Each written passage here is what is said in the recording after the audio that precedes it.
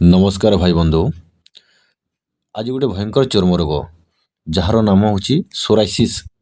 ये भयंकर रोग केमिति निराकरण करिपरिबा। अनेक गुड़ा एलोपैथी कलापर भी जब रिजल्ट आसुनी आम छोटिया गोटे आयुर्वेदिक तरीका घरोई उपचार करी ए रोग आम निराकरण करिपरिबा।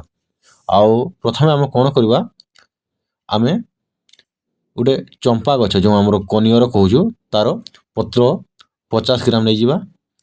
एथिरे 20टा लिंब पत्र पकईदेवा आउ 20 खंड लेसुन नहीं जावा। ए समस्त को आम 100 ग्राम सोरष तेल रे पाक करवा। जिते ये सब पत्र गुड़ाक जलीज पोड़ीज एथिरे आम एटा ठंडा करी उषुम उषुम रे आम 2 ग्राम गंधक पकईवा आउ सेटा को घाटी स्टोर करी रखिबा। आउ एही तेल को जो जगह सोराइसिस होइतिबो सही जगह रे आम ए तेल को लगेଇବା 2 ରୁ 3 घंटा सेमती रहिबा को देबा। आउ अध घंटा खरा रे सूर्य किरण रे देखैबा।